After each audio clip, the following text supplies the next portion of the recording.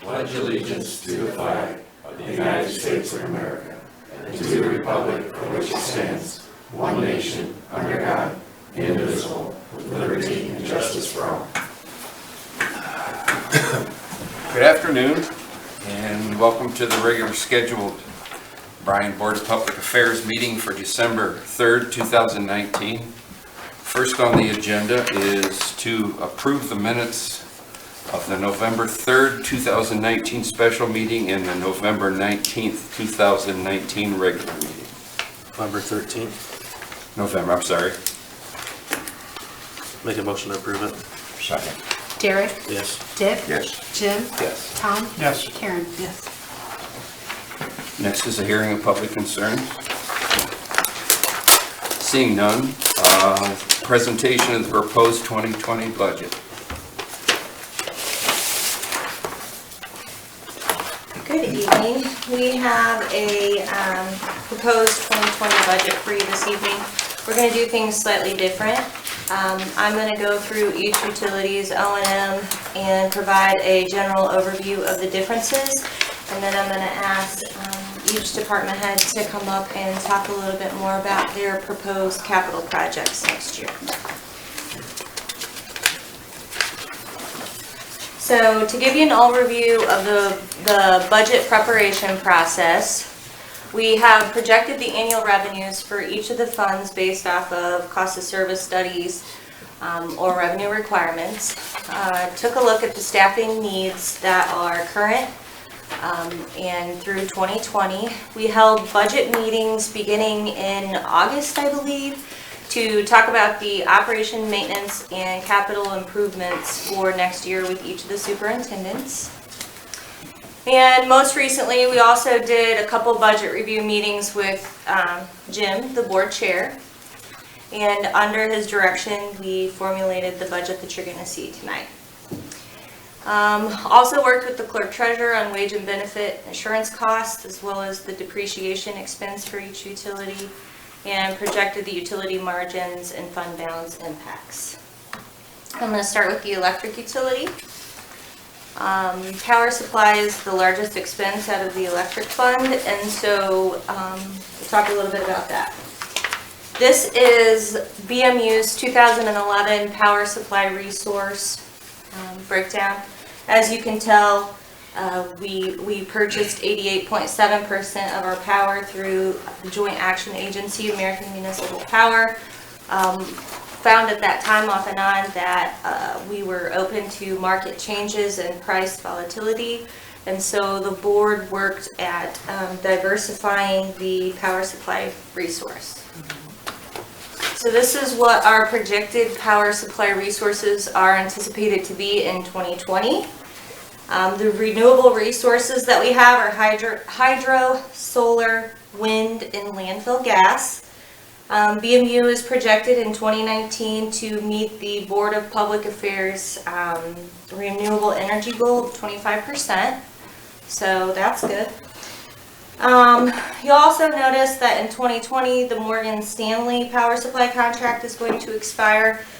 That portion of the 9.1% power will be replaced by our BP remaining requirements contract, which actually ends up to be pretty good for us because we'll be able to take what we roughly pay 6.3 cents for now and replace it with 3.5 cents per kilowatt hour. So overall, the portfolio is very diversified, and we are only open to about 30% currently market purchases. So in recent years with the contracts that we have, especially the BP remaining requirements contract, the power supply cost has gone down. This gives you an idea of what BMU has paid per megawatt hour on an annual basis. In 2005, they had the AEP contract, and you can see in 2006 that power supply costs nearly doubled overnight. So fast forward to 2019, we're projected to pay $56.60 per megawatt hour, which is going to be the lowest since 2005. So lowest in about 14 years. We began 2019 with 1/10 of a cent power supply cost adjustment. And we are currently returning to our customers 4/10 of a cent, which is great news. Power supply costs are BMU's single greatest annual expense, and in 2020 they're anticipated to be about $10.9 million, or 5.67 cents per kilowatt hour, and they represent about 81% of the utility budget in 2018.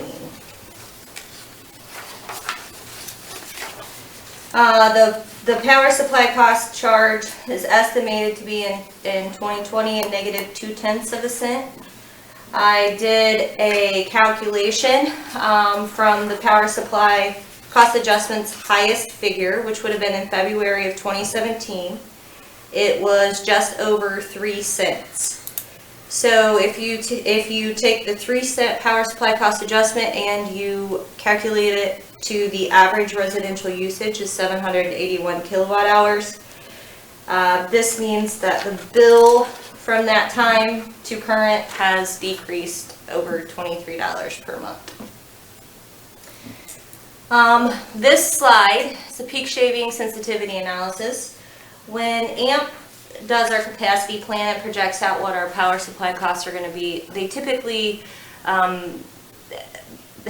they project them at a 66% success rate, which, lucky for BMU, we've had a way better success rate than 66%. I think for the last several years we've had 100%. So the green is the power supply cost based on what we're able to do with peak shaving, and that's Jim and his crew, as well as the City of Bryan residents and businesses. And this year we also were able to call on the wastewater plant, and they were in assistance. So you can tell it's a huge impact on our power supply costs, and those avoided costs would be expenses that we would have to pass to our customers. This year we're anticipated to save $4.773 million that we don't have to charge our customers, which is $4 to $7 a megawatt hour.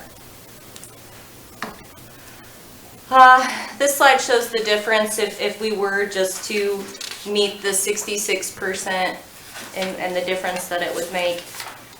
So it's great that everyone participates and works so hard to help us save. One thing that we've been taking a look at over time is the historic energy sales. In 2018, in water and electric, we did see a slight uptick, but consistently over the last 30 years, especially from 2013 to 2017, sales were steadily declining. I decided to add this to the slide. This information is published by the American Public Power Association, and they get their revenue per kilowatt hour from the EIA form 861. And BMU files this, but I think in some of the other locations a consultant files it on their behalf. But it provides a tool to show the total revenue that Bryan is collecting over residential, commercial, and industrial customers. And I thought that it was very interesting, where you can see in 2017 where we start to bring that amount down. It also helps you compare to your neighbors, and I'd say BMU across all classes remains competitive. We definitely could do better with our commercial. So as far as the budget goes, the electric revenues were forecasted and projected from Sullivan Associates Electric Cost of Service Study. Overall, the fund across all lines is anticipated to collect about $50,000 more than projected year end of 2019. In comparison to 2017, our charges for services are anticipated to be $2.5 million less.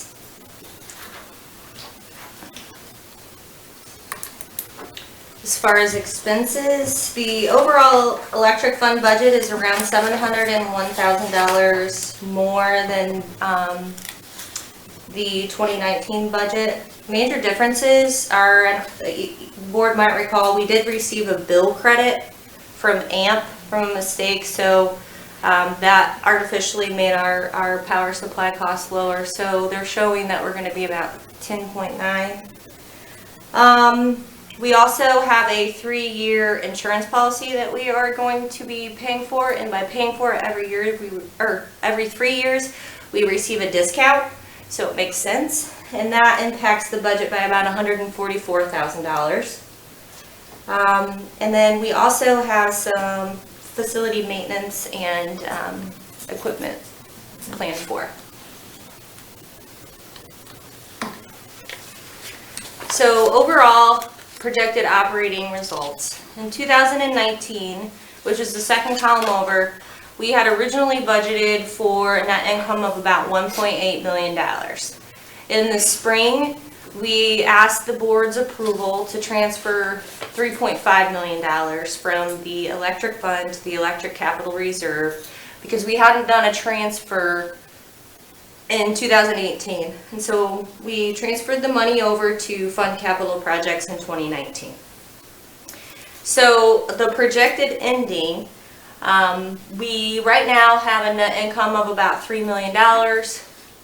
We later on tonight are going to ask for an additional transfer in 2019, but its intended use is to cash fund the 2020 capital projects. And those transfers get approved by you, then they go through council, and then once approved by council and the budget's approved by council, when we can issue purchase orders in January, we'll have the funds in order to do it. So right now in 2020, we have a net income of $1.4 million and a projected transfer to the capital reserve fund of $2.3 million.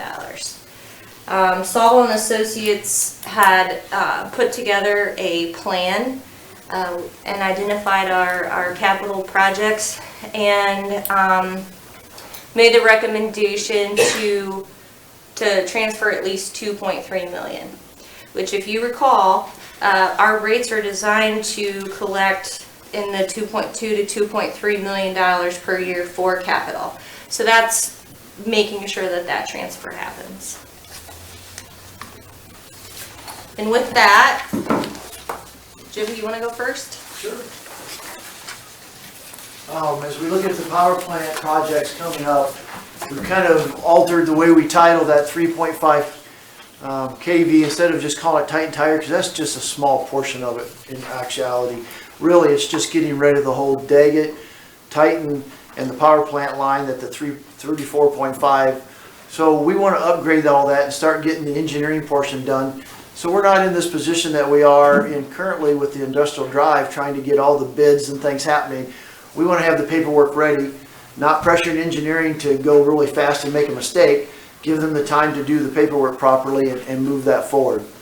So that's what that is incorporating, is to try to push all that in a positive direction. The GT1, 2, and 2 controls, we were supposed to do one this year.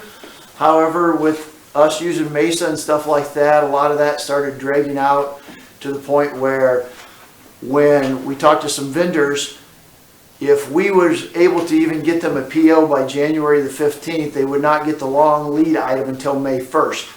They need 6 weeks to do the first one.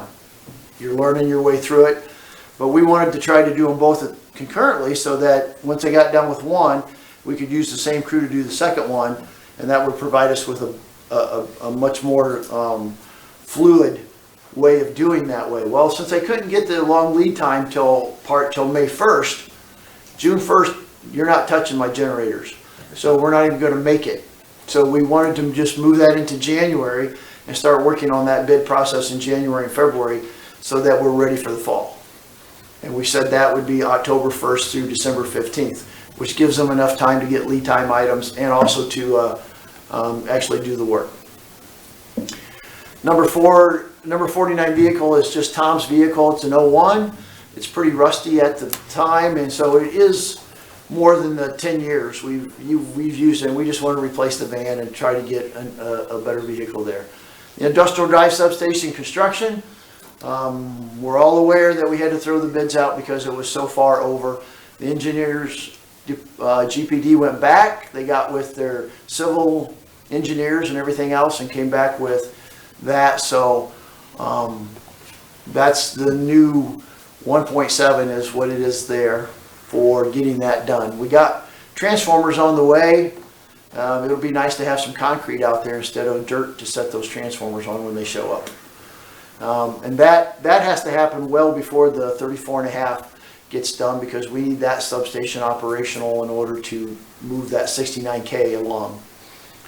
And then the power plant substation is just trying to upgrade enough stuff so that when we get to the 34.5 kilovolt upgrade, we have things ready to go there from an engineering standpoint. All the generators, even though the Westinghouse puts out 13.9 and then the other ones put out 44K, they just go to 34.5 kilovolts. We need to be able to have a transformer eventually setting out there that will take that up to 69. So we need to work on that whole engineering thing, where we're going to put it at over there. Logistics is an issue also there. So that's what those projects. You have any questions with those so far? Can you explain the 34.5 a little more? Okay. It's from my understanding, Titan Tire is the only one on that, correct? 34.5 is the only, Titan Tire is the only customer we have on there. However, the power plant, all of its generation runs on that line. Okay. So if we're eventually going to, and it's a very old transformer. Matter of fact, when I had the breaker done that runs over to Baker Street, I had it tested this summer because one time we had some issues with it not wanting to come back in during a storm that we had. The first thing that Utility Instrument asked me was, how long are you going to keep that breaker? I'm like, well, until we upgrade. He goes, well, it's getting tired, real tired. So with the 34.5 being just Titan Tire as a customer, we as a city are a customer on that 34.5 line because of we can't, if that goes down, we can't generate from the power plant at all. Zero. Does that help? Yeah. Okay. Okay, good. Any other questions? All right. At the Auglaze, the roof replacement is something from the past. We have some leaks in there. I want to get up there and see what it's going to cost. Do I think $100,000 will actually pay for it? Probably not. But I'm not sure what that cost is until I get somebody up there that does it. It's a concrete tiled roof. I've never seen one in my life. So I'm going to rely on some roofing experts to help me get there. So we may have to come back and touch that one a little differently in the future. But we need to put something there. We do have some leaks, and I'm hoping to get them replaced because it doesn't even take an electrical person to understand you don't want a leak on a transformer, on switchgear, or a generator. That could be negatively impact our day really bad. And from concrete repairs, it's just taking care of the dam, repairing things like that. The face of the dam has some pieces that have shaved off from where they got filled a few years ago. So I got exposing rebar so this summer, but I won't have to take the water down this time. We had to take the water down here the last month because we were doing right on top of the dam. Some parts that had chipped away and things from ice and trees and things. This is on the face of the downstream part, so we can leave the boards up. We'll seal them off if there's any leaking with sandbags, and then we'll put up some plywood and re-pour behind that in order to fix the face of the dam, just to maintain it. Any other questions? Okay, Al.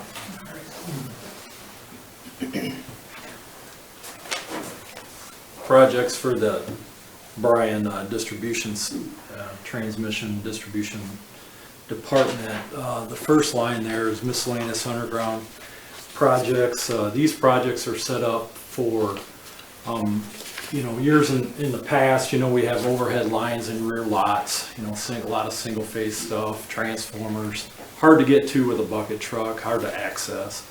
These projects are set aside to bore them underground and put everything underground in areas where, accessibility is hard to get to. So we have a couple projects, the 300 block at East High between Cherry and Myers, 300 block at East Bryan between Cherry and Myers that we'd like to do. Engineering's working on some easements, trying to get them from some customers around in that area, but that's a couple projects we'd like to do with that line. And also we have alternate jobs on Anna Lane out at Ford's Addition off 34 west of town, and East South Street east of Bel Air Avenue are projects that we'd like to do system underground conversion project there. The distribution pole replacements, this is year after year we do pole testing, and this last couple years we've been in the southwest quarter section of that. This gives us some money to buy poles. I mean, we go through probably 100 plus poles a year, replacing 35 foot, 45 foot poles in rear yards. So what we do is take the condemned pole list and we start with them first. There's rush poles and then there's condemned poles. We do the rush ones first and then work into the condemned poles that we would have. So that's what that line's kind of set up for, 40 grand for poles. Distribution transformer purchases, same thing. It's a pole and pad mount replacements in town, and any potential three-phase projects that we might have, new businesses going in town. Gives us a line to purchase some transformers or replace stock that we have in our yard. We do have a replacement for every pad mount transformer, a certain size for every customer in town in case they did have a failure. So we do keep a stock unit for each voltage and transformer size back here. So that's what we have in our rear lot for that. And this allows us to be able to keep that stock and keep all of our needs for all of our transformer needs for the year. Switches, this is another line that we replace our overhead circuit tie switches in the system, or we may add one somewhere we feel that we might need. The amount that we budget is about 2 switches a year. So, we do try to keep them up. If we have one that maybe is operating a little poorly or not closing in real good, or have to take a couple of times to close it in, we'll replace that just so it's operating correctly when we need to do switching. This line allows us to have that ability to purchase some switches. Overhead rebuild projects, this is a couple projects in town, 300 block of West Bryan Street and West South Street from Portland Noble Drive are a couple areas that we potentially will replace the pole lines in them areas.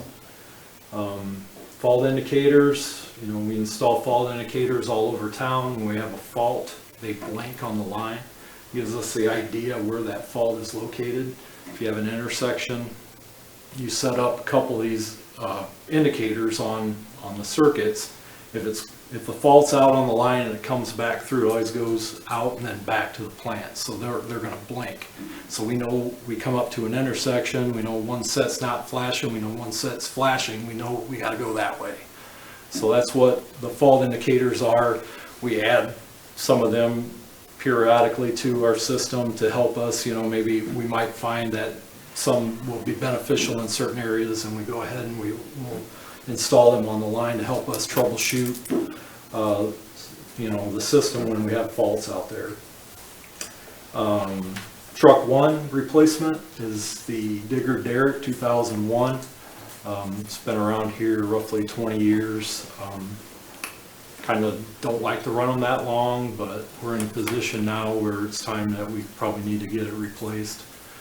This is our smaller digger derrick. We do have a large, digger derrick that will, lift 13,000 pounds. This one will do about 11,000, but it is very nice getting in, tight areas and things like that. So we feel that this is part of our five-year plan to replace this truck, and we put it out there for this year on the budget. And if there's any questions, just stop me, on anything. Deerfield underground replacement. I don't know, it's probably been 5 years ago or so. I did a projection of all of our underground subdivisions in town, and took the year that they were built and estimated the time they were replaced. We look for about a 40-year life of the system, and then we go from there on what projects we need to work on each year. Deerfield happens to be that 40-year, 1980 when it was put in. So it's coming up on that 40-year time frame, and it's just part of our ongoing plan for replacing our underground with conduit, and all the secondaries and primary that we have in our rear lots. And that's part of that 40-year plan, and it's scheduled to be replaced this year, so we're going to work on that. Street lighting.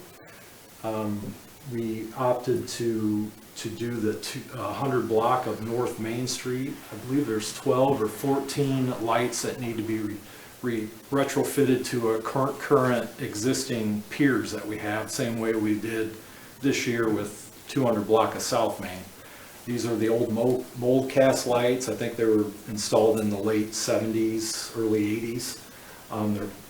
They show a lot of issues. We're always trying to fix them using parts that we have here. You can't buy them anymore. So, with the replacement, we opted to probably be a good time to do that. And we have all the downtown kind of, replaced there.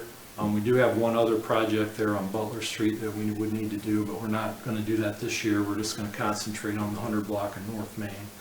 So, like I said, that's one project. And then the Bryan Industrial Park, out the city's doing an extension project out to Beeman, Page Street, out to Page Street out there. I think we have 3 or 4 poles out there we'll have to install too as part of that street improvement project. So that's the money that's going towards that. Industrial Park distribution feeders. With our new substation, with Daggett, they have 3 different feeders going out of Daggett, 1, 2, and 3. When we build a new substation, we got to take them distribution circuits, and we have to run them out to the system where they intersect, Daggett 1, and then we got to intersect Daggett 2, intersect Daggett 3. Plus, we want to create a industrial park feeder where just the industrial park's on a circuit, and not having a whole lot of out-of-town things. So our industrial park's a pretty solid, system there close to the source. That's always beneficial for business and industry that they don't have outages, and their power quality is really good. So that'll help that situation with our new substation. We do have a circuit planned for the JV2s possibly to run. It's a 5th feeder going to just for the JV2s, so when they generate, it'll go right onto that feeder and not onto a feeder where we have a lot of customers, with the up and down with generation, so that's kind of what we figured would be a great opportunity with our new substation to provide that. So, but that circuit is to run and intercept them feeders from the new sub is what this line item set up for. Along with that, Jim talked about the 34.5 upgrade project. I know it's shown here as Titan Tire 69 kV line project. But this, it's set up where our new industrial park feeder 2, which is Daggett 2. What we want to do is cut some line length off of that. Daggett 2 right now comes out of Daggett Sub, goes out to 16, heads down 16, comes in C, then back into Union Street. That's kind of a backup feed. I remember Ralph put in years ago for like Plastech or Yangfang now, but that was kind of, but when we have certain switching, I know in the past, you know, the wastewater treatment plant was experiencing low voltage because they were on the end of that line in certain switching scenarios. What we would like to do is build this Titan Tire 69 line, I'll call it that, along the wastewater fence, which we talked to Wes and he was good with it. And you know, we will build that on the south side of the ditch there, which takes away all the tree issues and everything we have, and build that up and cut across, and then follow the 34.5 line back towards Union Street, which would cut off a lot of miles of that circuit, which gives us better ways to feed, you know, different things in town. So part of that, you know, we talk about the 34.5 upgrade. You know, I think the end game for us is to have Titan Tire on 69 kV. I mean, that's the best situation for the system as far as I'm concerned. So what we would do is build that section with taller poles, and we would insulate that at 69 kV when we go to build that line, which it serves two purposes, one for the distribution circuit and then one for the 69 radial feed to Titan Tire. I guess you know, I guess to further that a little bit, you know, we've got a lot of projects out there. We haven't really discussed the Titan Tire project with you too much. I don't know if I want to get into a whole lot of it right now. I mean, it's a whole nother subject, but you know, here to come, I know we're going to have some discussion on what we're going to do with Titan Tire. What we would project, or what we would propose, is we would purchase two 69 to 4 kV transformers, because they take service at 4 kV, and upgrade them. As Derek said, that Titan Tire is the only customer on the 34.5. So we have about 6 spans of 69 we would build, and then we would have two 69 to 4 kV transformers there that we would serve them with. Of course, nothing can go away at Daggett with the 69 to 34.5 until our generation gets switched over. It's just one more step that we need to look at to get them off and get our system upgraded to where it needs to be. I know there's a lot of work ahead of us, but I know taking little steps like building this line to it, getting a plan in place for the Titan transformers, you know, that's a big step, I think, in the right direction for our system upgrades. And then the power plant's another animal that we have to tackle in the future. But, I guess that's what that line is. I don't know if I want to go too much more further into that, unless you guys have some questions about it, or if I totally confused you about it or not. I'm not sure. And that's for another day. Yeah. But the other last one is the traffic control portable signals. We actually used a set of these on County Road D when we were doing some work. They actually are devices that you set up. They communicate with each other. They're traffic lights, actually, and they stop traffic, allow the other ones to go through, and then once they go through, they allow the other cars, and they're self-sufficient. They talk to each other. It's a great thing for safety. I mean, you don't have people out there in traffic, you know. It's dangerous out there with cell phones and everything, the way it's going. I mean, you always worry about people you have out there in that situation. You know, I discussed with Bryan Whelan of possibly maybe splitting it with them, that we would have half and half, and then we could all use these devices when we're out in traffic, we're you know, there's a lot of traffic in town and stuff. And to me, I think they're worth their money, and you know, they're very, very helpful, very efficient, you don't have to find two people to flag for you when you have, you know, two crews out, you know, working on a major thoroughfare in town. Two people that we don't really have, you know, unless, you know, it's me or whoever, you know, you try to get somebody to go out there, you know, and this device is just, you know, worth its weight in gold, I think. So that's why we're putting it on there. See where it, you know, I think it would be great for the utility and for the city, you know, as far as safety goes. So, is there any questions?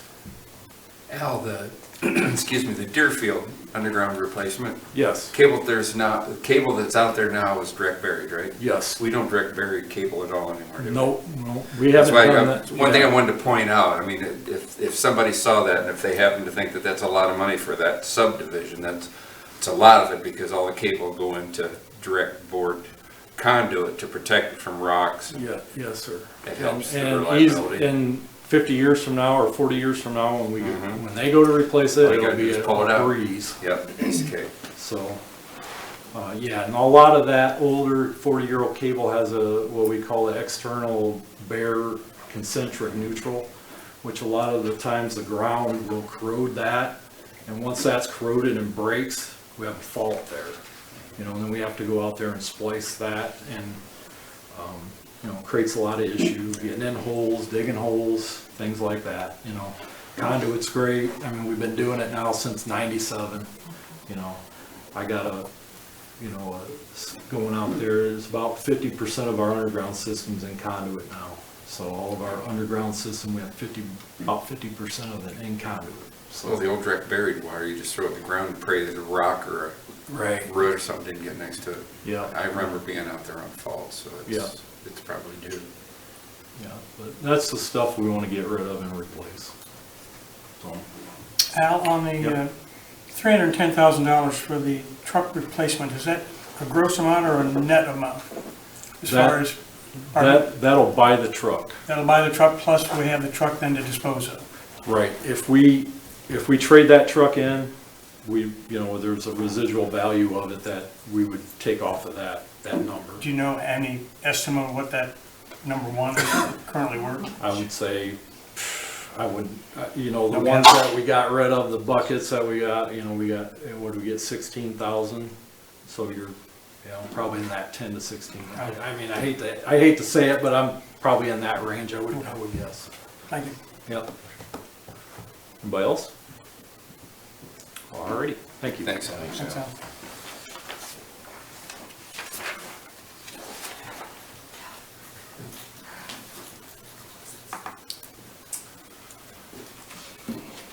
The two projects under electric communications will also be reflected in the communications portion of the capital. The inner fiber project for next year is to upgrade the fiber on the inner ring that goes to the downtown area of the city of Bryan. The original fiber that was placed there years ago was placed way back by GTE when they contracted them to build these fiber rings. And the fiber has done us well, but we need more capacity downtown for the future to plan for any other fiber extensions we need. And the project, we can do it in-house with our crew and the electric crews and save a lot of money doing that. And that would loop through the Bryan Street hub, through the downtown area, as we said. This project also gives primary redundant fiber backup communications for the hospital, which is very critical. It does for the city buildings. The fire and PD safety building would be transferred over to this, and they have total redundancy all around the entire city. They do now, but this would be even newer, and it'd be high end. Also gives us the ability to serve more businesses downtown, or any other needs that we need for schools or anything like that. The industrial park fiber upgrade, when we construct the new industrial park substation, we have to reroute that fiber that's currently out there, that's fed out of Daggett. We have to reroute that. So this project, the dollars here and in the communications budget and et cetera would go to basically purchase the fiber cable and the hardware and the vaults that's needed to do that, which would, if our plan works out, it would basically saturate this industrial park on Wilson Street that we'd be able to serve any business, current and any future business with fiber. And we have some customers out there right now. Any questions? You're not spending much money this year, Joe. You're my new hero. Okay. That's good, Joe. Thank you. Thank you.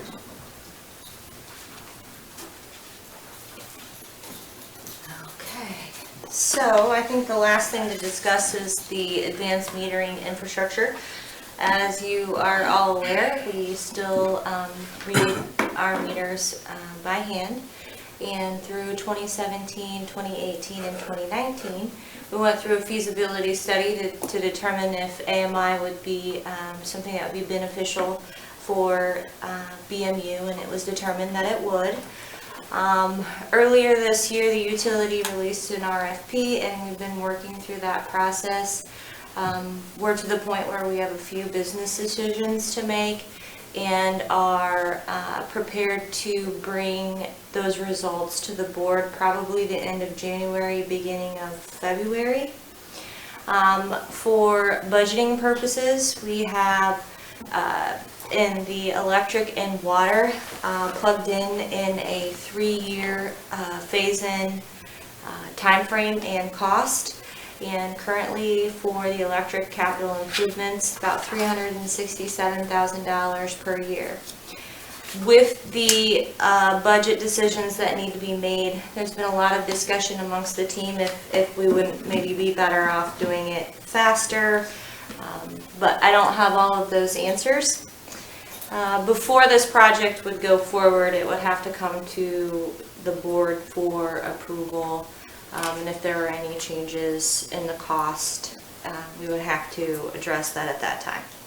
But currently, it's in the budget at $367,000, and we are projected to pay with cash. So, for the total 2020 electric utility capital improvements, we have anticipated or budgeted for just over $6 million. Keep in mind that some of that is carryover from 2019, and some of it is even carryover from 2018. So. Dawn, I have a question. The 367 for the AMI is for both electric and water? No. Just for electric? Yes. Okay. So our projected operating results in 2019, we had originally projected a transfer from the electric fund to the capital reserve fund of $3.5 million. We're going to ask that we do an additional $1 million to give us a total available funds of just over $8 million, and a projected ending fund balance of about $3.8 million, which will carry over into the 2020. We have a projected transfer from the electric fund for the 2020 budget year, which we'll ask for your permission similar to this year, probably around end of November, beginning of December, 2.3, which gives us enough available funds to fund the 2020 capital improvement budget with an anticipated remaining balance of around $58,000. I anticipate that in 2020 we will experience something similar that we have for the last several years. We have all of these things in the budget, they take time, and we will have projects that carry over from one year to the next. I also anticipate that we'll have some items that come in under, some that come in over. So right now, $58,000 is the best educated guess, but it changes. Do I have any questions on electric before moving to water? Okay. So with this slide, we have about 30 years worth of historic water sales. For the water utility, you see a good decrease from 2014 to 2017.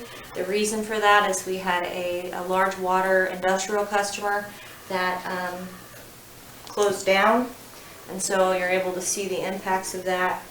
And that's part of the reason why the water revenue requirements and the rates had to be restructured. Even with that, from 2017 to 2018, we experienced an increase in sales of about 4.88%, or just over 15 million gallons, which the bulk of it is to the commercial class, so that's great. Our 2020 revenue is projected off of the water rate plan that the Board of Public Affairs, I believe it was, you adopted it at the last meeting to become effective with bills rendered on December 20th and after. And our expenses are based on the actual 2014 to 2019 and projected 2020 expenses. As far as revenues go, the forecasted revenues are from the Courtney and Associates Water Revenue Requirement Study, and the water fund is anticipated for a revenue increase of around $33,000 in the charges for services. The overall O&M are projected to have, from 2019 actual budget to the 2020 proposed budget, a $6,200 increase. The largest expenses with the water are currently projected to be in the professional and technical services. Norm has some additional well testing and filter cleaning. He actually started that process this year with well 3, and so we have additional facilities that we would like to continue to maintain. As far as the water fund goes, the original 2019 budget had us budgeted for a net income of around $77,000, debt service of $83,000. We had some unanticipated transfers and advances, and you'll see the impacts of those. In 2019, what we actually have is a net income of around $627,000, debt service in around $55,000, and later on this evening, in order to fund the 2020 budget, we're going to ask for an additional transfer of $680,000 from the water fund. So as far as the 2020 proposed budget, right now, with revenues conservative and expenses, we're budgeted to have a net income of $269,937. I full-heartedly believe that we will do better than that. We also have debt service projected at around $142,000 and a transfer at the end of 2020 of around $37,000. So debt service. Currently, we have the South Walnut Street water main replacement loan, which was authorized in 2018. It will be paid off, I believe, with the January 1st, 2024, which is actually the 2023 payment. Then we also have the Town Line Road water main replacement. These figures are projected. I have an anticipated amortization schedule, but the loan has not been completely finalized. It's in the process of it, but these figures are very close. You just closed it out today after the paperwork and the loans have gone through. Okay. I think I got it within like a couple $100, but it might be a little different. So overall, you can see with the impacts of the water fund and the debt payments in 2020, right now we have $101,516 between debt service or principal and interest. So we'll be in the $101,000 range for 3 years, and then in 2023 it will back down as of now.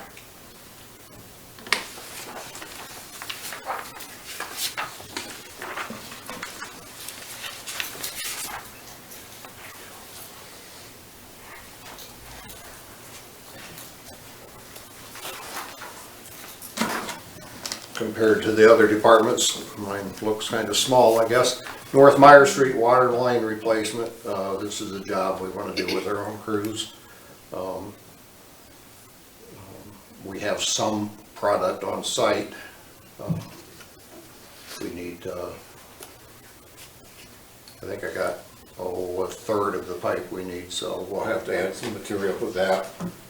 We anticipated earlier to try to get it done this current year, but things just didn't work out that way. So we're asking for $50,000 to complete that job. It'll be about 1,400 feet of 8-inch pipe going from Bryan Street to Edgerton Street. The 100 block has already been replaced a few years back. We asked for a little bit of money for miscellaneous water main projects. We got a couple of small areas, 300 feet here and a couple hundred feet there, that we'd like to have a little money set aside to do as time permits. We thought about doing a little bit on Wilson Street before the big South William Street water main contract takes place. As you know, that's but part grant money, and I think Brian's got some work involved in that too, the city engineer. We thought about doing a little bit of work on Wilson Street before that project to make that project go a little smoother. So anyhow, that's the reason we asked for a small amount there in miscellaneous water main projects, $35,000. We have some filter trouble at the water plant, which I'll talk about later on this evening. We're going to ask for an appropriation now to get some money going. We don't expect the contractor and the material to be available until July or January at least. But there's some T&M part of the filter that is kind of unknown. We've estimated a total of $150,000. The initial contract to rebuild minus T&M is $117,000, and we were just asking to appropriate the balance between that and $150,000. We're sure there's going to be some internal repairs needed to be done, some welding and things of that nature. Hydrants and valves, I always ask for a little money every year to replace hydrants and valves. We exercise all hydrants every year, all 550 some of them. We always find a few that need replaced. We are rebuilding more and more of them each year, but there's still a lot of them that are just beyond the rebuild stage. And then the call truck for the water department, call man, is 2007 or 8, I believe. It's a workhorse that gets beat up pretty good with tools. It's got all the emergency tools in it for the call man when he gets called in at night and stuff. It's due to be replaced. So that's what that's all about. And that's about all for distribution. We're on the utility office now. The utility office is just our part of the AMI that Dawn talked about, $550,000. Water meters are a lot more expensive than electric meters. Mid-size vehicle replacement, that would be passing my truck down to the meter reader and then replacing the superintendent's vehicle. And then $11,250 is our part of the fiber project, and the industrial park fiber is $1,625. So, any questions for me? Yes, sir. And the remaining two that you see at the bottom are transfers, which are previously approved projects, joint projects that we're doing with the city. The South William Street project is the project that we applied for OPWC grant funding for. And so we were awarded, and we will be bringing that project back to you probably the first meeting in January for the board approval, as well as the North Industrial Park And then those projects will go before council because it's a joint project with the city engineer's office. So we will transfer funds of the roughly $675,000 that the South William Street was anticipated to cost. We believe that the water fund will probably pay maximum $400,000 according to where the bids come in at. And as well as the North Industrial Park, about 40. So what will happen is, with this being in the budget, you'll authorize Lori to transfer the funds. I don't know, did you create the funds already? Yeah. Yeah. You'll authorize her to transfer the funds from the capital improvement fund to the joint city capital improvement fund. So overall, water capital improvements are anticipated to be around $1.2 million.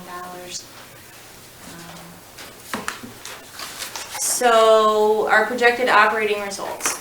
At the beginning of 2019, we started the year with $150,000, similar to this year. Last year, you guys approved $150,000 transfer to start 2019 with. We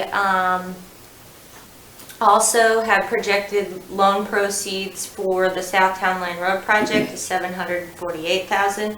But if you recall, before that loan was approved, we actually asked to borrow no more than $400,000, and so far we've ended up at $354,000 borrowed.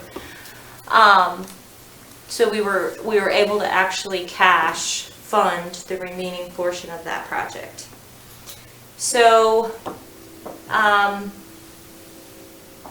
later on, as Norm alluded to, we're having filter issues at the water treatment plant, and the filter project was actually included in the 2020 budget, but we're going to ask that a portion of that be appropriated in 2019 to get it started, and the remaining portion to be in the 2020 budget. So as of now, the capital reserve does have projected loan proceeds for the AMI. Right now, that's a placeholder. In order for that to actually occur, we would need to come back to the board. But like I said before, right now it's budgeted at a 3-year phase-in. The water capital reserve fund, with the couple water main projects that we have that we started the planning process for at the end of 2018, restricts it for this year on available cash to do anything above and beyond that. However, I anticipate that going forward, it's definitely something that the water fund could handle 2021, 2022. So, but for 2020, we will have to take a look at how to fund the project above and beyond the water main projects that we have. Now, if the projects would come in lower than estimated, that would probably give us some funds to use as well, or according to how our sales are going and that sort of thing. Any questions before I go to communications?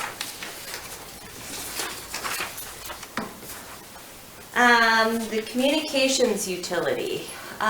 Cable television customers from the year 2000 to 2018. You can see that the average in 2018 was 1,430 customers.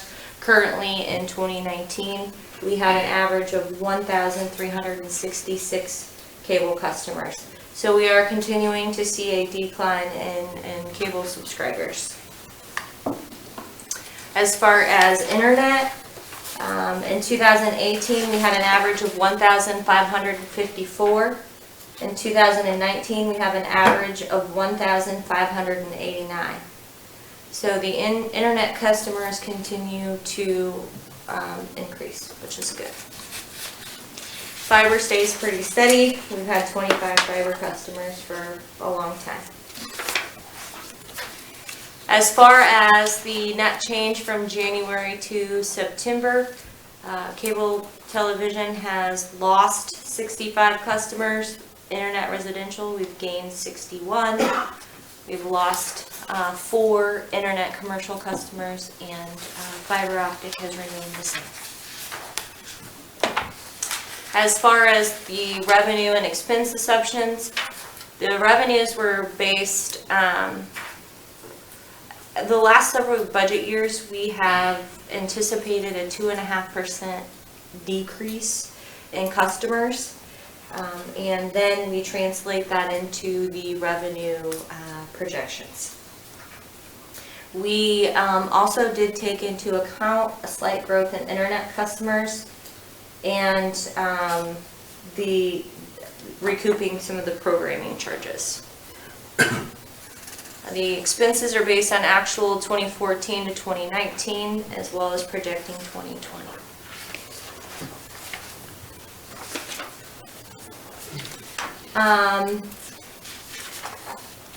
Revenues, communications can be quite difficult.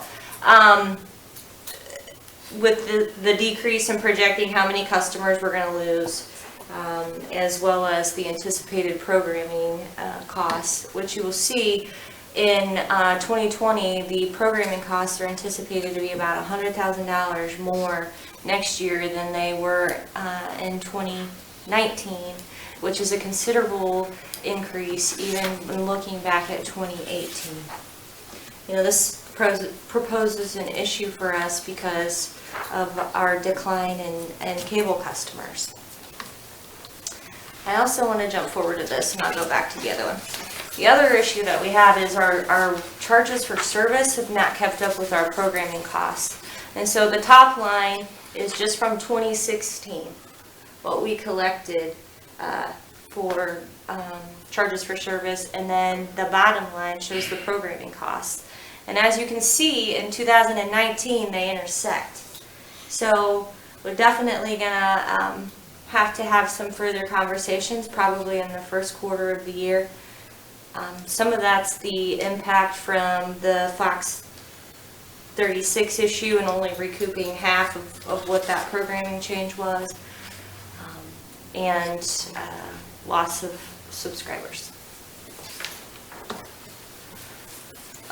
So our projected operating results, typically the communications fund is anticipated or is budgeted for a deficit. In 2018, I think it was budgeted for like a $300,000 or $400,000 deficit, but we actually ended up with a net income of $218,000. Joe does a very, very good job of monitoring his revenues, and he takes care of his expenses accordingly. Currently in 2019 and later on this evening, we're going to ask you to transfer $55,000 from the capital or from the communications fund into the capital improvement fund. And with the proposed 2020 budget, we have a deficit of $267,000.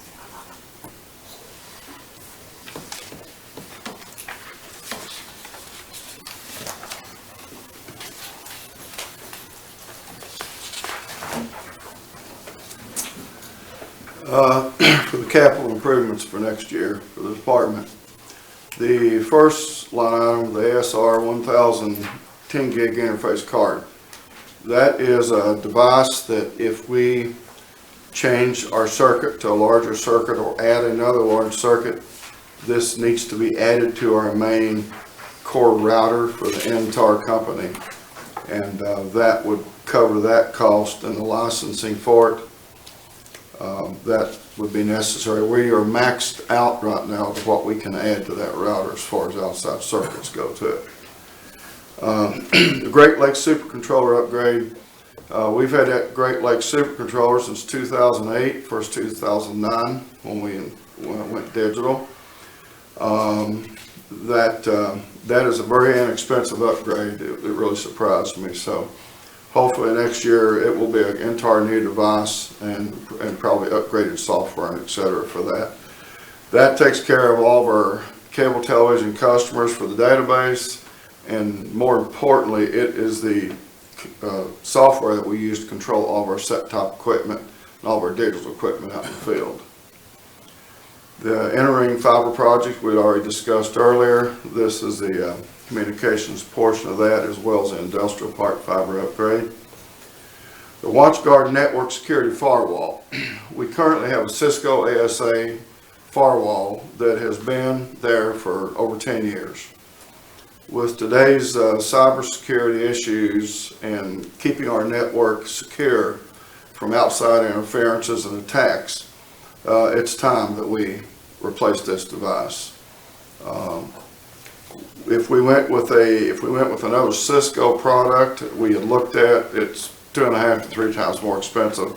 Doesn't do anything more for us than this does. We have a local vendor in this area that will supply this device for us, install it and maintain it for us, which means we'll have local support very near. To describe this device a little bit, whenever we give anybody access to our network, whether it's anyone else in the city or anyone from the outside world, we have to give them access to get through that firewall. And we're very specific about who we allow to do that, because once they get on this side of that firewall, they can get in and see our network, and they can do some nefarious things like mess with people's individual circuits or et cetera, whatever. So that's a very critical piece of equipment. The digital TV, each year we have to replace satellite receivers and some other head-end equipment. And for some digital equipment, each year we put some dollars in for capital for that, because we have to do that replacement for that. The set-top boxes, we put money in each year. We've spent some of that this year. Getting ready to order some more of this, set-top boxes for digital customers. And I might add, it's getting hard to find the set-tops that we use. Most cable operators across the United States have gone all digital. Most of the set-top boxes that you can purchase today, anywhere in the industry, are all digital units. So it's getting harder for us to find these, but we're doing okay for now. So that's pretty much it. Any questions? Judging by the number of subscribers, it looks like that the internet upgrade that you did was a good investment. Yes, sir. Yeah. Yes, sir. The other one's kind of a battle, though. It is. The cable side. Some of it's just our culture. Joe, one question. I haven't heard anything. The programming pirates, we're gonna have to deal with them again this year. We have an agreement as we speak that as soon as they get me the number, I will give Jim the document to sign. This company purchased the Fort Wayne station that we carry, and it's too close to the end of the contract. We can't drop it now. We have to wait till after the first of the year for 30 days, if the customers want to drop it. Okay. But it's a very expensive increase. Is it? That doesn't surprise me. Robbers without guns. That's what they are. Call them like I see them. Thanks, Joe. Yeah, thank you, Joe. All right. Next on the agenda is discussion on the fiber and coax lease. Oh, I'm sorry. Yeah, okay, that's right.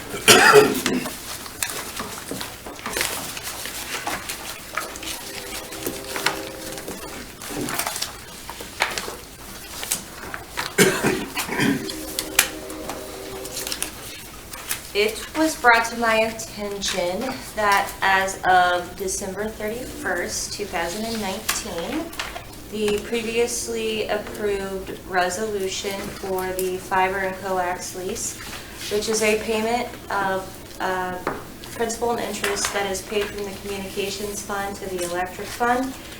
The max term is done at the end of this month.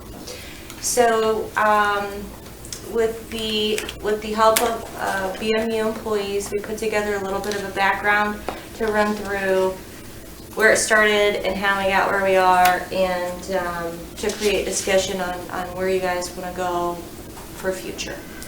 So in 1996, the electric utility had a copper communication line, and they were looking to upgrade the system.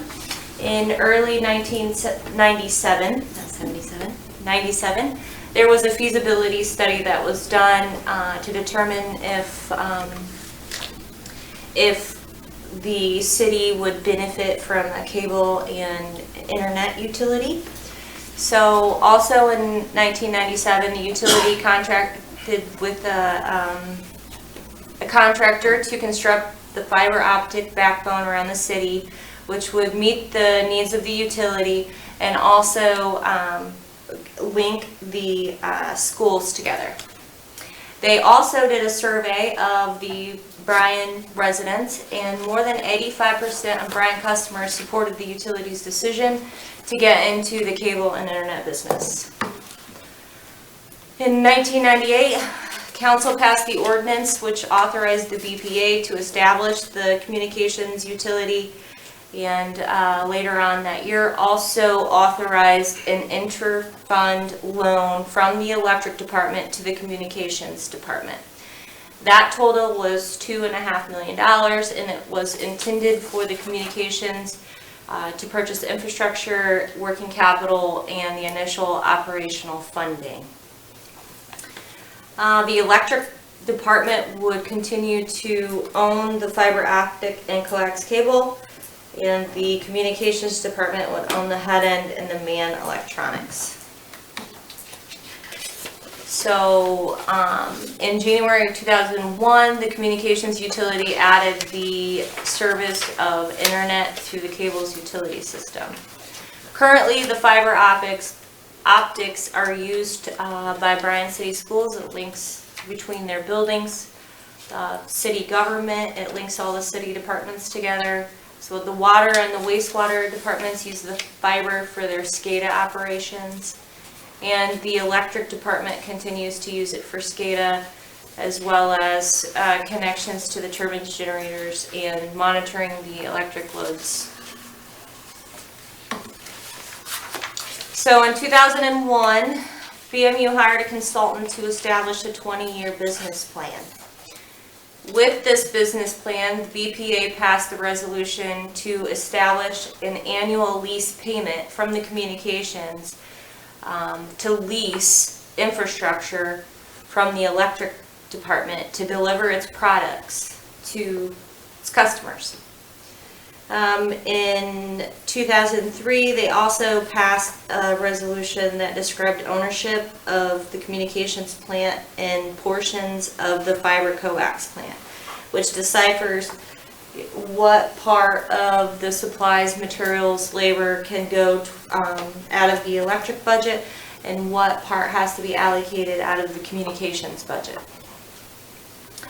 In December of 2009, the director led a discussion on lease payments and noted a specific set dollar amount was determined to make the electric department whole.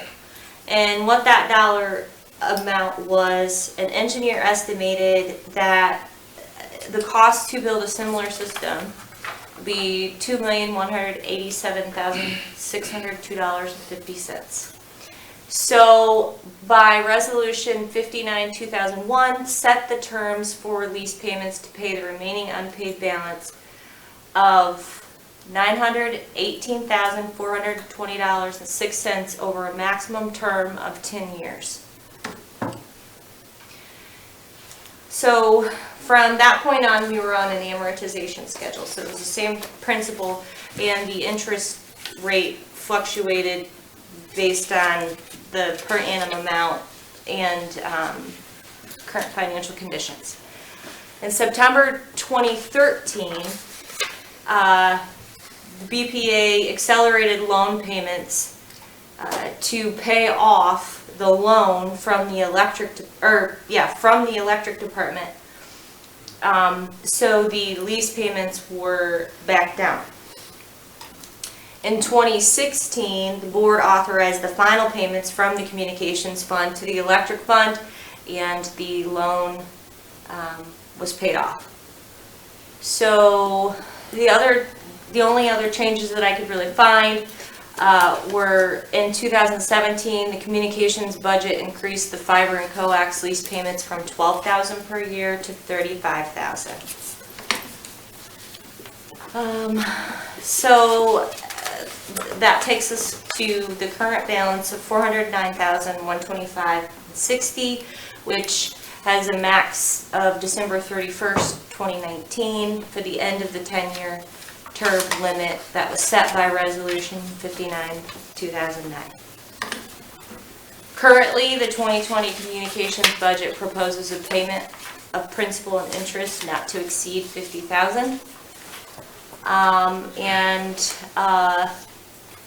We also would recommend at this point discussion on how the board would like to proceed to take care of the remaining $409,000 in order to make the electric fund whole. I had conversations with Lori. We don't anticipate any issues if the board were to approve extending that lease.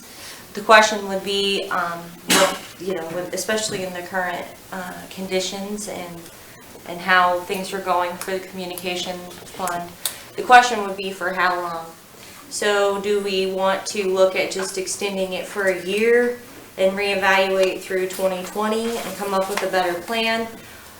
Do we want to look at doing 3 years? I guess I'm looking for feedback from the board on what you would feel is appropriate. But at the end of the day, I believe because that amount has been established, that we need to still look at making the electric fund whole.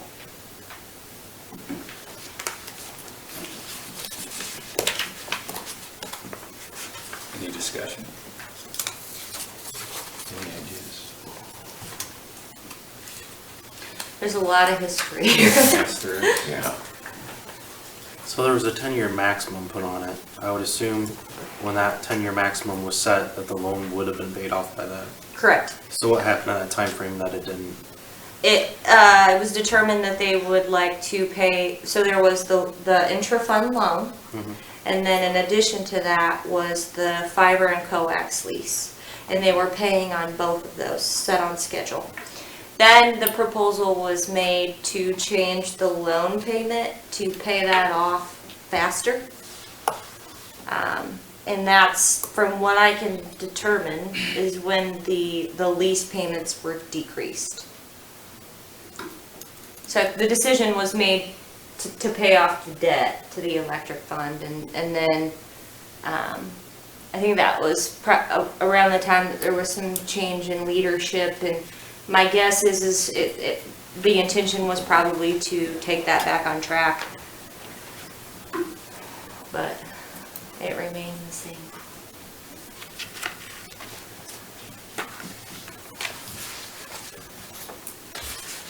The year sounds good to me. I mean, it seems to me, set it up for a year then, if we can review it at that point then, and then go from there. Okay.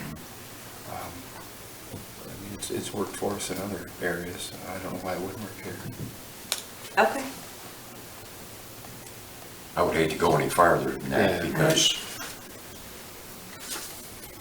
with a decrease in customers a little bit, maybe the revenue might change. Maybe if we just go 1 year, maybe we can talk about it and adjust it, come up with a better plan. Can leave us a little wiggle room if we need it. I mean, what say you, Joe? I think that's a very good idea. This all hinges on how the HFC, which plain English, the cable and internet system is going to do. Yeah. Because it has to generate the revenue to pay this.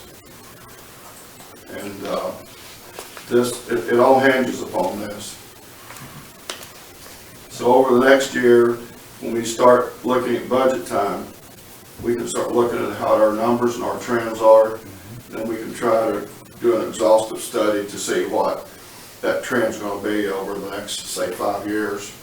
And once you get this fund balance down to a certain point, then we'll have to make a decision as a company to make this thing whole. That's a good idea. Well, at any rate, we are gonna have to extend it. It's just figuring out how long we wanna go, what is feasible, what we can live with based on what we wanna do with the communications department and the funds. That 1 year would give us time to really think about it and analyze the situation, so. So at the next board meeting, we'll bring a resolution back in front of you, asking for the approval to extend it for a year and with the not to exceed 15,000.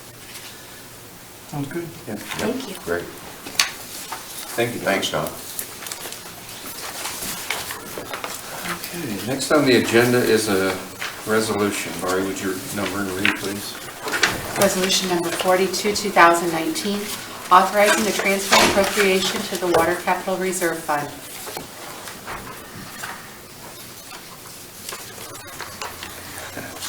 It's me again. Welcome back.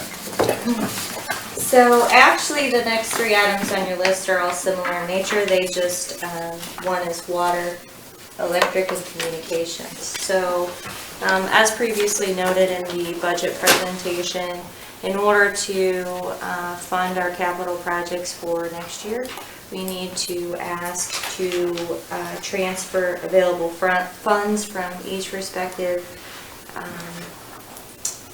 fund to their capital reserve. The water balance currently as of October 31st, 2019 is $2,143,192. However, hopefully our financials will come out here in the next couple days. So if we transfer the $668,955.12, it will take us still within compliance of our minimum fund balance for the water fund itself. But the combined total water and water capital reserve balances currently are $2,499,635. So we are just asking for a transfer from the water fund to the water capital reserve with this resolution.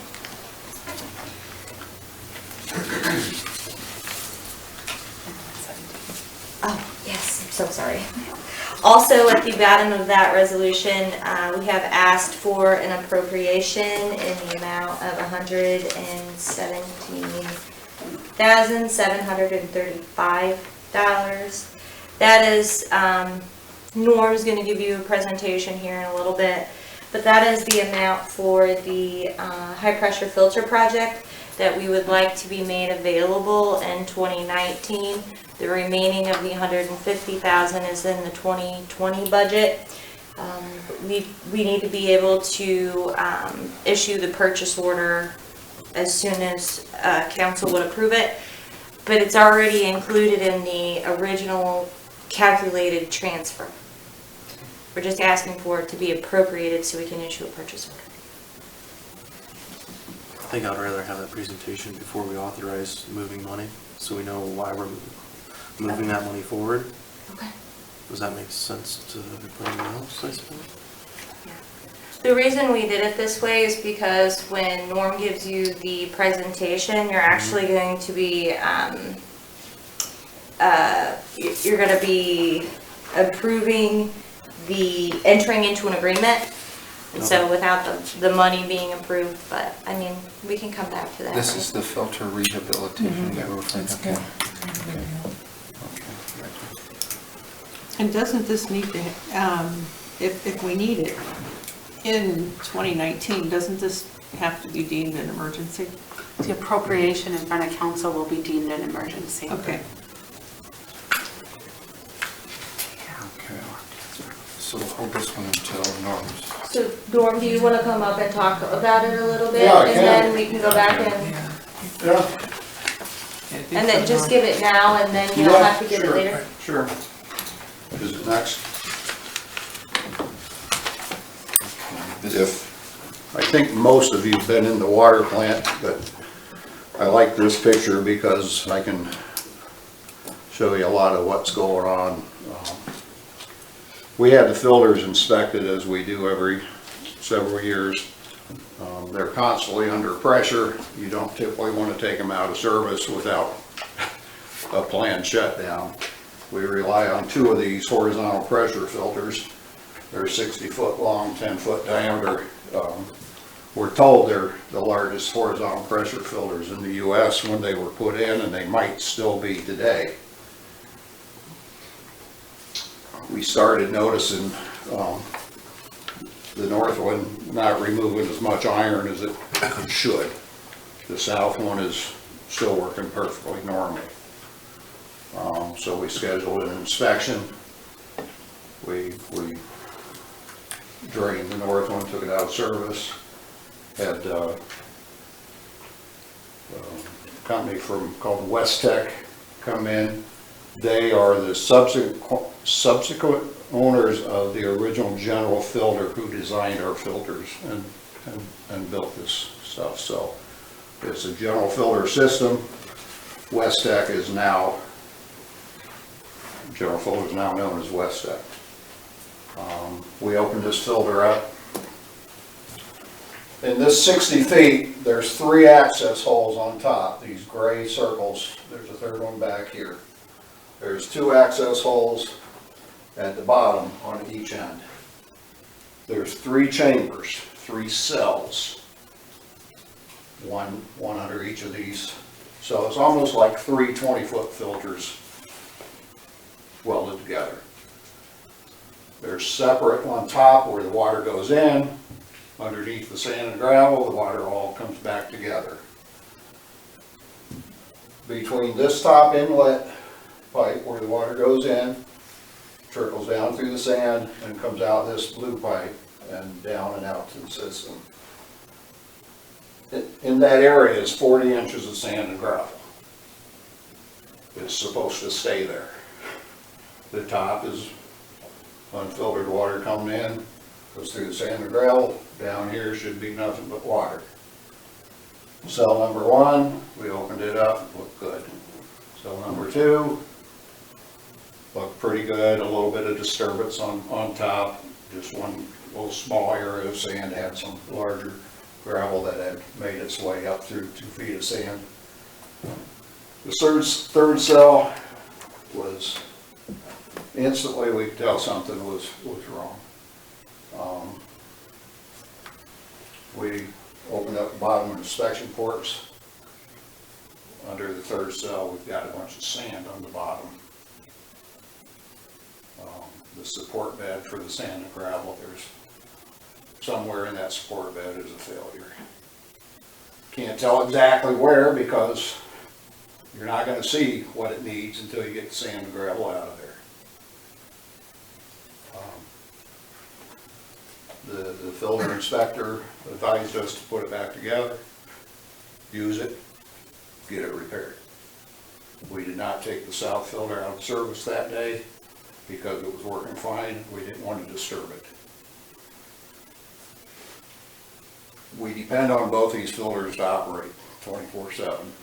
Well, 13 hours a day we're pumping water out. The other 11 hours a day it's coming out of the water towers.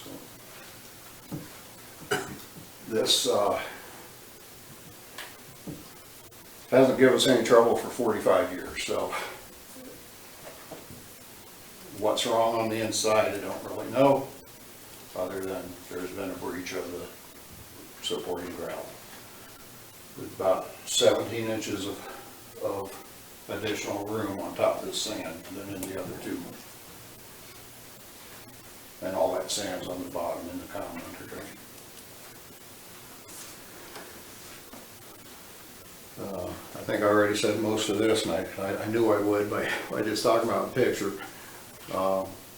It's the original structure or original media. They're designed to remove iron, and they do trap the manganese, naturally occurring manganese at the same time. West Tech is the new owner of General Filter. They're a global leader in process solutions for water treatment. Like I said, we scheduled them both. We expected Northern first. Immediately found some problems. I think I guess I said this too, the sand and gravel is disturbed. There was about 18 inches of media loss from the original design. We did see a piece of metal that looked like ankle iron or maybe a piece of pipe hanger that seemed to be out of place. It's very hard to see in these. There's no light switches, lights inside them. It's just a small hole. You got to shine light, flashlights, stuff like that.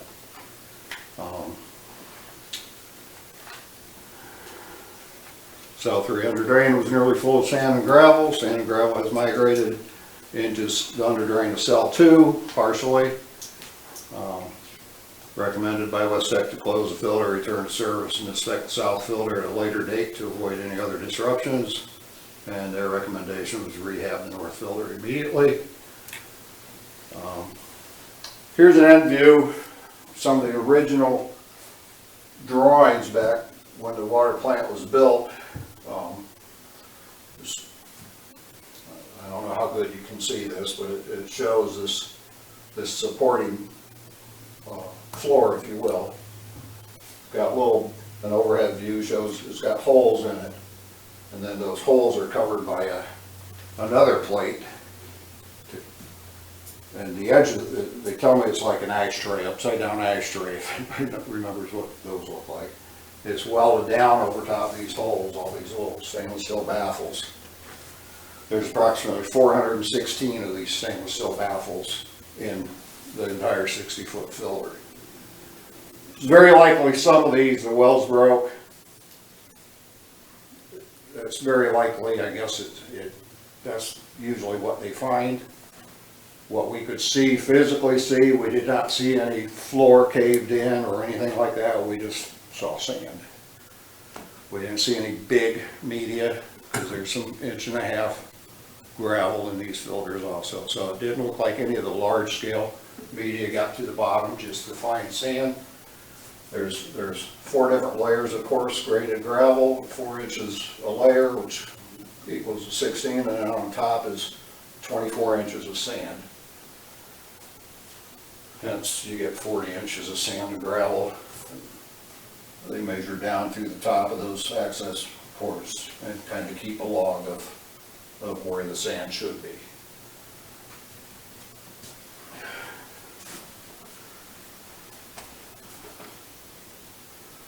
Three possible scenarios. This is what I was trying to describe, a cross section of those little baffle plates. That there's a 1 inch hole drilled in the supporting bed with a cap on top of it, spot welded in 4 places. There's a 3/16 of an inch gap on the edges for the water to get through, going down through the sand, and also when you backwash these, it comes back the other way. 3 possible scenarios that might allow that to happen. Broken wells, stainless steel baffle, it's defective. Could have been an air bubble that turned the sand and gravel upside down. But in the end, it can only be determined by removing all the media. And once you remove the media, you're into it. You rebuild it, you put new in. This could be a 2-week project. They'll need to be coordinated very, very well with our production capacity, and hopefully a lower production time of year, like these winter months. Sand and gravel availability, it's all graded in certain sizes and approved NSF food grade rated stone and rock. The recommended contractor is a contractor called All Service Contracting Corp. They've done over 18,000 filters all over North America. There's very few contractors that do this kind of work. In fact, if you go to the AWWA's website, and go to North American Source Book, you find 2 when you do filter rehab. Another one's out of Florida. I'm not very familiar with it all. These people have been to our plant several times over the year, or a few times over the years, I should say. Under the general filter name, Westec was the inspector, the name today. So we believe there's a real and present emergency. When this is done, if it gets worse, we'll have to shut it down and go on half capacity. We'll be on half capacity when we do it, but we can plan to be there. Of course, we'll be at reduced firefighting capability.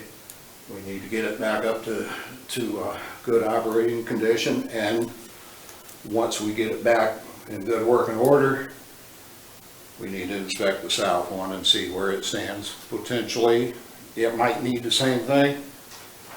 It don't today because it's working fine today and has been. Iron is on the list of secondary maximum contaminant, or secondary contaminants of drinking water. The MCL sits at 0.3 parts per million. We're seeing 0.2 parts per million out of this filter. 0.15, 0.18, 0.22. Fortunately, we bind it with the other one that's 0.0, so we're okay for now, but it's not going to last. We need to get it fixed. So we're asking and I've talked to Rhonda about this and got Rhonda's blessing to bring this to the board as an emergency. Procurement and contract with all service to get moving on this as soon as they can logistically be here, get the gravel ordered.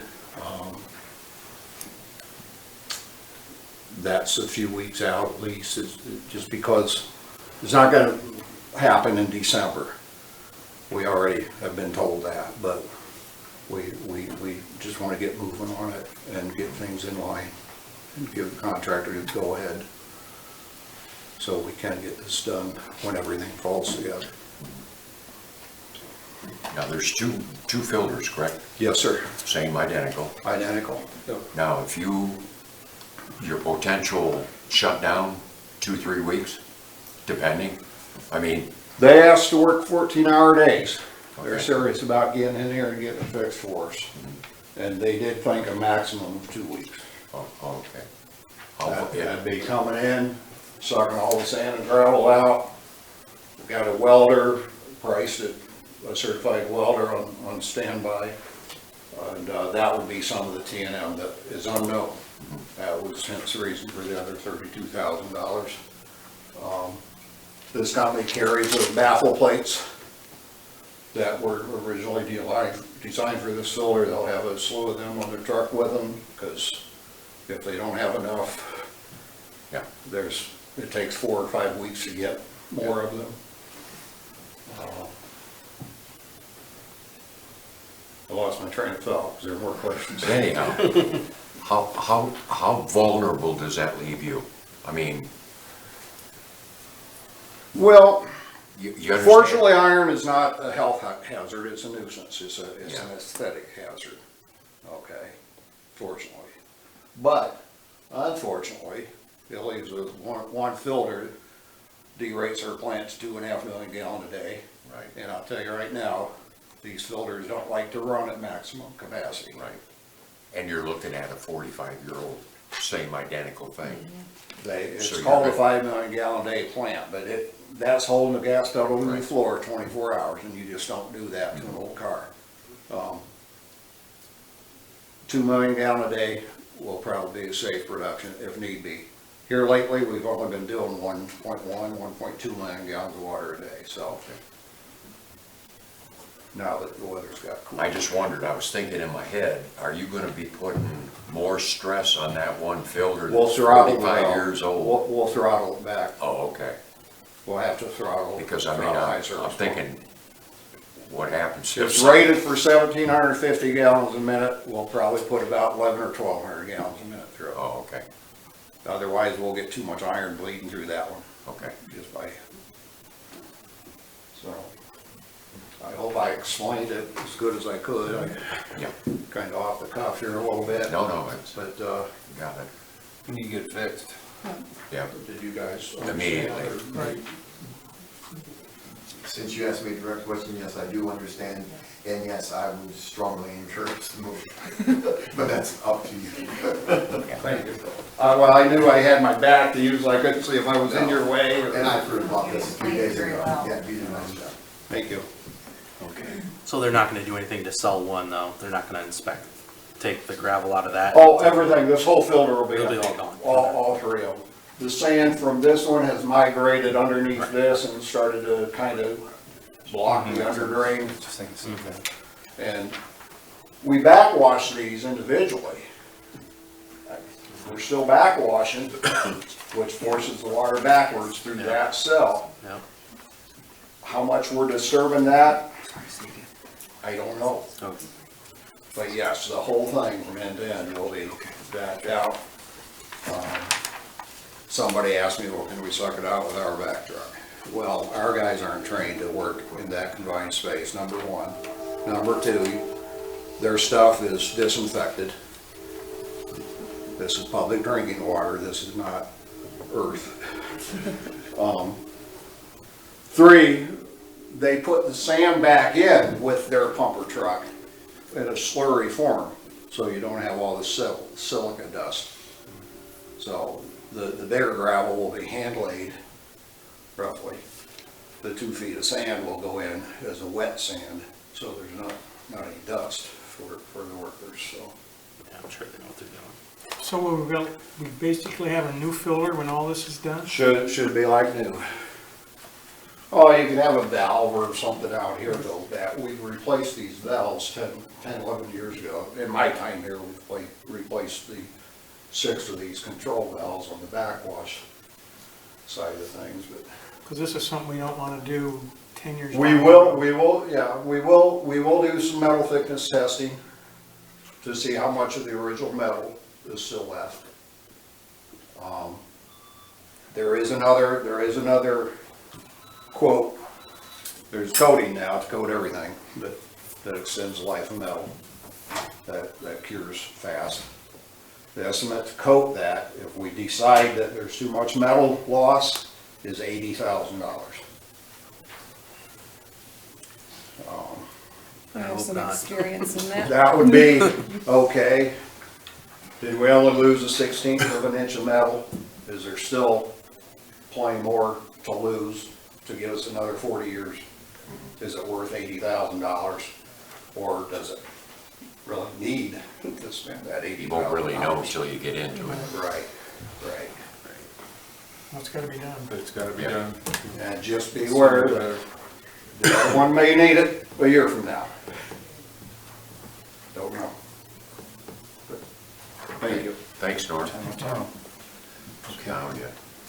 No, Yeah, good. And I just want to say, since we're on the subject, I very much appreciate, Norm and Dawn reaching out to Lori and to Rhonda, and the communication was really good.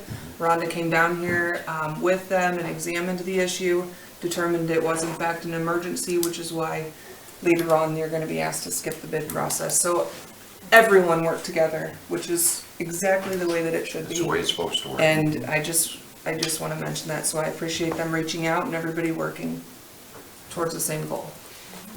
It used to work that way. And then a great white picture, almost 50-year-old water plant. Yeah. There you go. Thank you. Thanks. Thank you, Norm. With that, I'd like to make a motion and we authorize the transfer. I'll second. Dick? Yeah. Derek? Yes. Jim? Yes. Tom? Yes. Karen? Yep. And Norm, I'm glad to see this is a woman's Should we jump ahead and do? business, so was we it number 8 can on also the agenda meet that- our it's the one we required just addressed? Going to change Or do you want to, well, it's up to you, or minority we can just keep going in business. order? order, Okay. if you don't mind. No, no problem. Okay, that kind of worked out well. Okay. Next on the agenda another resolution. Would you number and read, please? Resolution number 43, 2019, authorizing the transfer and appropriation to the Electric Capital Reserve Fund.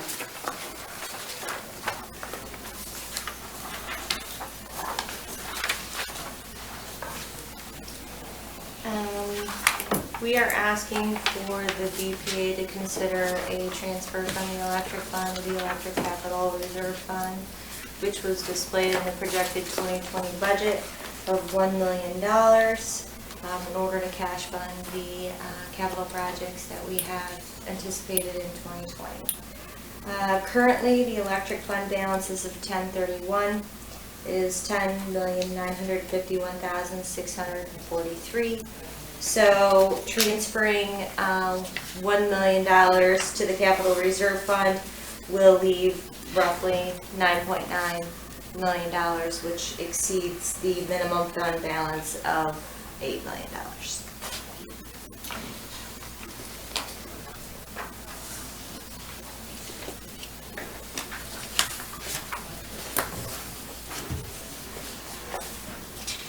Questions?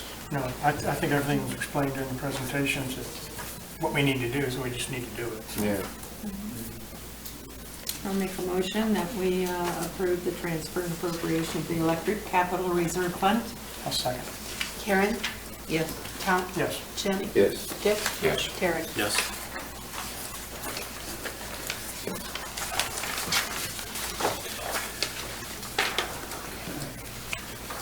Next on the agenda is another resolution. Would you number and read, please? Resolution number 44, 2019, authorizing the transfer and appropriation to the Communications Capital Reserve Fund. In this resolution, we're asking that the transfer of $55,000 from the Communications Fund to the Communications Capital Reserve Fund be approved. As of October 31st, the Communications Fund balance was $2,275,000. So that is above the established minimum fund balance of $1,135,000. And again, this is in order to fund the 2020 budget.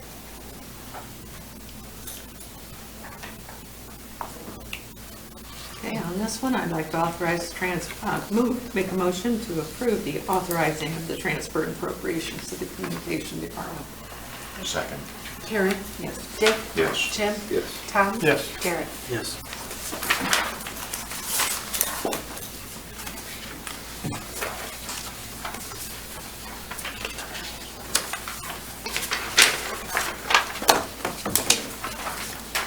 This is another resolution. Would you number and read, please? Resolution number 45, 2019, authorizing entering in agreement with All Service Contracting Corp. For filter rehabilitation at the water treatment plant, waiving the bidding process and declaring an emergency. Any more questions? Sit down, Norm. I'd like to make a motion that we authorize to enter into that agreement. I'll second. Dick? Yes. Jim? Yes. Tom? Yes. Karen? Yes. Garrett? Yes.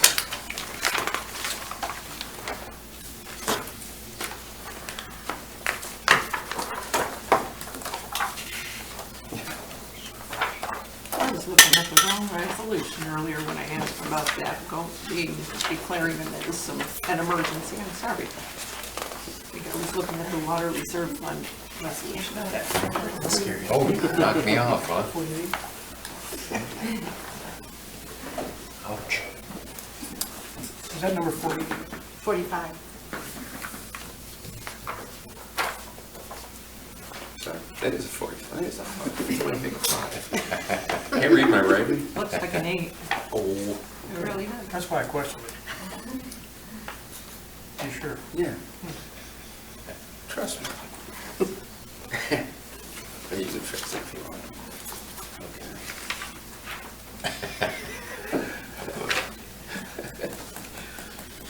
I'm gonna hear about this.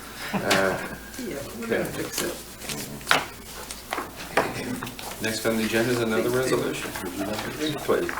Resolution number 46, 2019, authorizing renewal of an agreement with Black Box Network Services for Internet and Information Technologies operation, maintenance, and consulting services.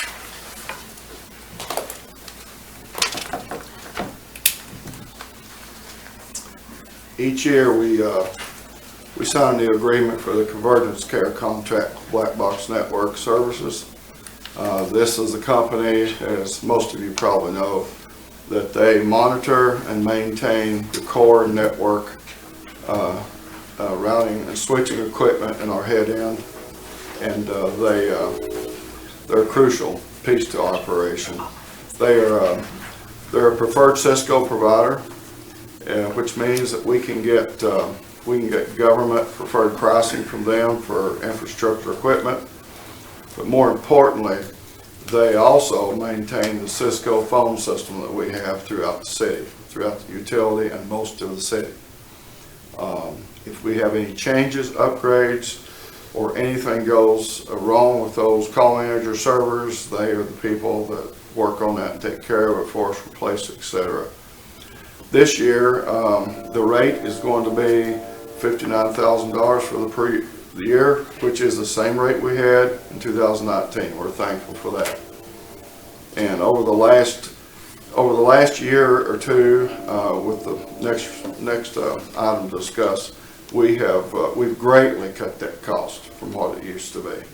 So we're saving a lot of dollars, and we're still getting a high level of service from those folks we need.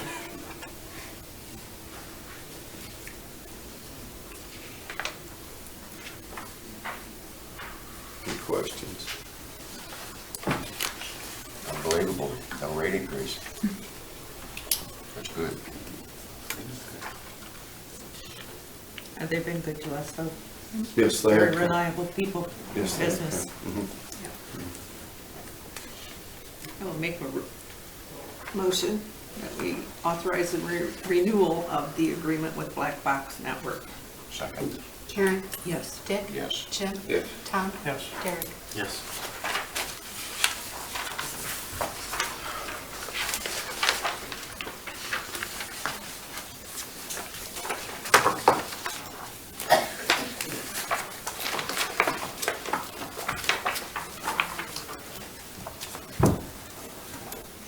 Next is another resolution.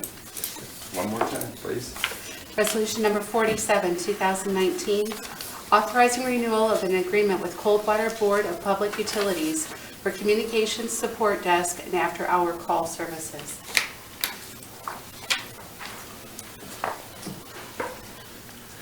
The reason we brought this one issue to the board, this would be a normal agreement that you'd only sign an Exhibit B on it and go about your business. Last year, towards the end of the year, we entered an agreement with Coldwater to take care of our help desk services because they were not being met with the agency that we'd used for a long time, but for a lot of reasons. These people, they've been doing this for years for their own system, for several other companies and municipalities, and they've done a great job for us. And they answer all the cable and internet calls throughout the day, 24 hours a day, 7 days a week, not partial weekends or all like we used to have. When we went into the agreement last year, we went in with a base of $1,548 per month, and we were going to see how things went this year. Well, throughout the year, because we have a lot of calls, just people's call, internet, etc., they had to adjust staffing and et cetera, which is understandable. And so the rate for 2020 would be $1,800 a month, and that is that's an increase over $200 a month. But they're doing a really good job for us. We're very pleased with them. So that's what the service does for us. I gotta say, I've used them a few times this year, Mhm. and they are very good, very professional, and quite knowledgeable too. I did notice a difference between this company and the prior company. Yeah, thanks, So Karen. thanks, Ed, you know. And I was gonna say, you never hear anything. I haven't heard one word, so they must be doing a good job. I had an issue and they were very friendly and troubleshot it within 3 minutes, which is great. Before we went into this agreement, two board members and myself and the director at the time, we went over there and visited with them about another product that they have. And I started the discussions then. And I think the two board members that went with me, I think they were pretty impressed with their operation and how they do Very things. professional. Great bunch, very smart people. I was impressed. So I'd like to ask that the only thing that will have to be signed on this, Jim, will be this Exhibit B that Don will give to you. The Exhibit A doesn't change, Okay. so. All right. Thank you, Joe. You have a motion to accept? So moved. Second. Dick, Yes. Karen, Yes. Jim, Yes. Tom, Yes. Eric. Yes.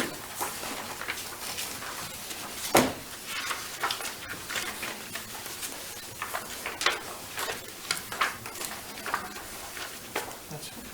Take it away.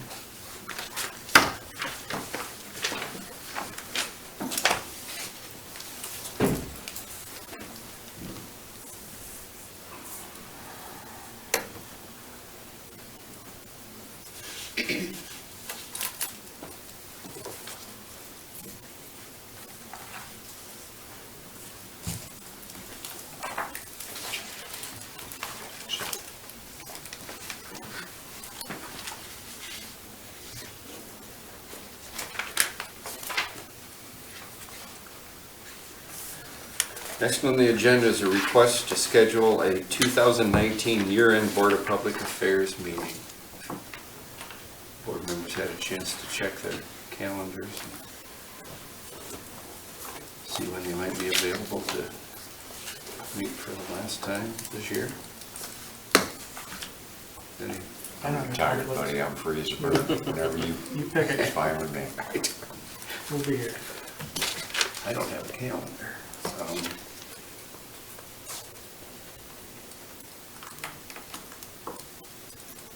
I can find it. We normally do it on a Tuesday, or does it make a difference? Doesn't So matter. Monday's the 30th and Tuesday's the 31st. If that helps. Bill didn't Okay. be there. But either, you want Monday or Tuesday? She said Monday's the 30th and Tuesday's the 31st. What's your difference? 30th. Monday. Make it easier on Well, you're yourself. like, it's New Year's Eve. Monday. Monday? That's fine. Okay. Time. Yeah, time. Is there anything going on here on Monday? No? Okay. So I guess we can pretty much pick our time. Regular time? 5 o'clock? Want to do it 5? Okay. The 30th at 5 o'clock.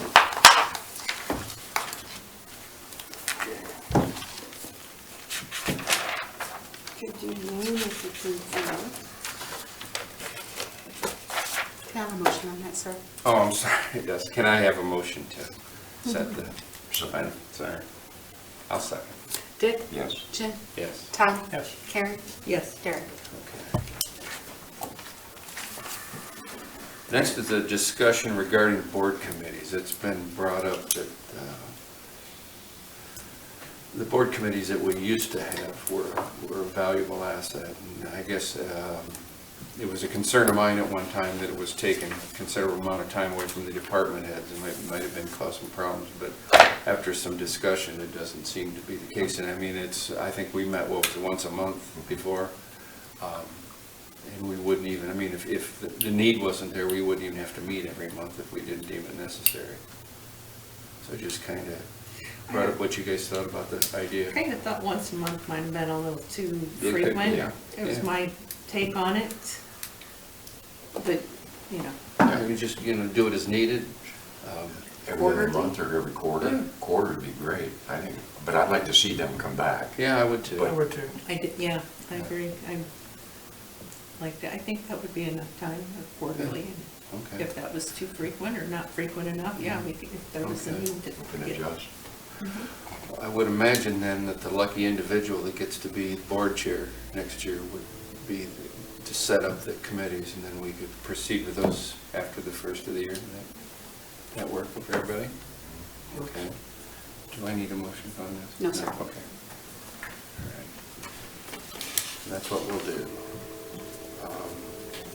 Next, affects semi-monthly disbursements. Can I have a motion to pay the bills, please? So moved. Second. Tom? Yes. Derek? Yes. Jim? Yes. Karen? Yes. Dick? Yes. And next is comments from VP and staff. Derek? A lot of information. Yeah.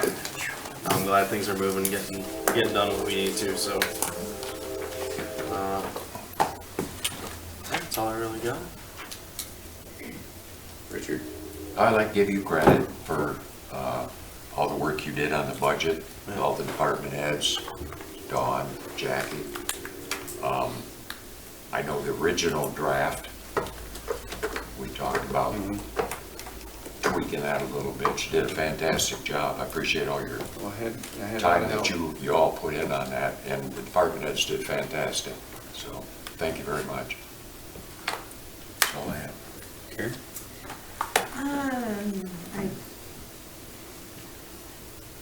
I think everybody should have a happy holiday. Thanksgiving was great. Norm, thanks for getting on this water issue immediately.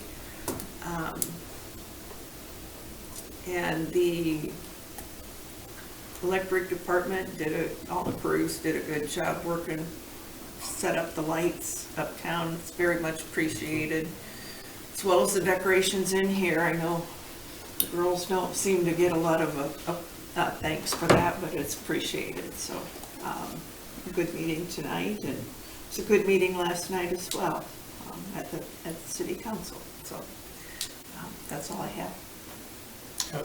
Thanks again to the department heads and everybody that put together your presentations. It showed that you did a lot of work and put a lot of thought into it, and it was very well explained to us and anybody that would be watching. So, and I think we just upped the average time for our meetings about 4 minutes per meeting. With that, we'll move on. Mayor? I would like to also thank your electric crew for the wonderful job they've done on the square, but also all your department heads, Dawn, Jackie, Jim, and Lori, because I know this budget rework it's had a lot of hands in it, and I commend everyone. I think Lori has been very even during this, and there's been a lot of changes, but also the department heads, superintendents have stepped up, because I don't think you guys usually maybe do this in such a manner as you did this year, and you did a really great job. I appreciate the cooperation between our department heads and your superintendents, and hope to see that continue. Dawn? I'm sorry, Lori. Dawn. No, sir. Dawn, you got anything else you'd like to add? I just want to say thank you for everything. We definitely put in a lot of work in a short amount of time, but I think that we're all happy and supportive of the results. So, and thank you, Jim, for all the effort that you put in as well, and Lori for dealing with all our changes. Nora? No? Annette? I thought it was very well done. Very easy to follow, very easy to understand. So well done.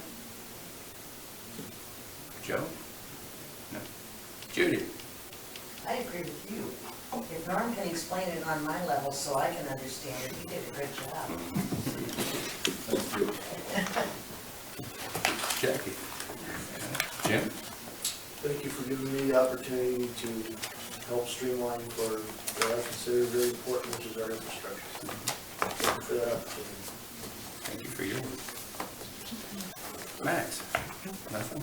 Okay. Max, you never have anything to say. Oh, okay. Go right about it It's today. all in writing.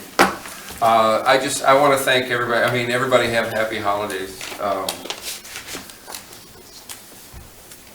Reworking this budget under unusual circumstances, I mean, it took a lot of work, and it wasn't just me, it was all of the department heads. I mean, we set out to tweak things a little bit without anybody getting hurt, and I think we accomplished that. We trimmed it a little bit without any major losses in any of the departments, and I do appreciate it. And I know there's people that have put in a considerable amount of extra work so that we could accomplish this, and it hasn't gone unnoticed. I just really appreciate it.